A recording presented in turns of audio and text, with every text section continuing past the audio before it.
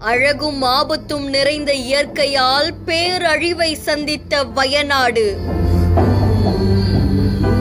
காவல்துறை, ராணுவ படை, விமானப்படை என குவிக்கப்பட்டுள்ள மீட்பு குழுவினர். வயநாட்டில் இருக்கக்கூடிய முண்டக்கை பகுதிகளில் இப்போ மீட்பு நடவடிக்கை எடுக்கப்பட்டு வருதாமா.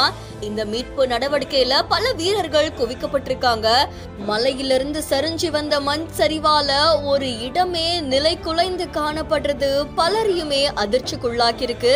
பல சடலங்களை தோண்டி எடுத்திருக்காங்க.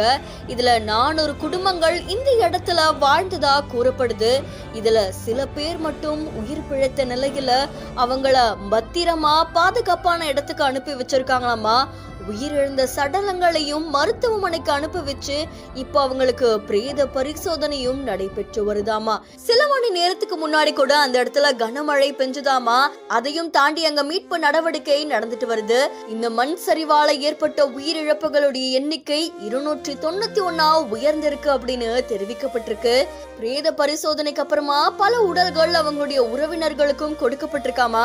அதுல அடையாளம் தெரியாத உடல்களை DNA மூலமா பரிசோதிச்சு அவங்களுடைய உறவினர்கள் கிட்ட கொடுக்கறதுக்கான நடவடிக்கையும் எடுக்கப்பட்டு வருதாமா. இப்படி ஒரு பேரழிவு ஏற்பட போகுது அப்படின்னு சில நாட்களுக்கு முன்னாடியே தகவல் வெளியானதாகவும் சமூக வலைத்தளங்கள்ல தெரிவிக்கப்பட்டிருக்கு. அது பலரையுமே அதிர்ச்சிக்குள்ளாக்கி இருக்கு.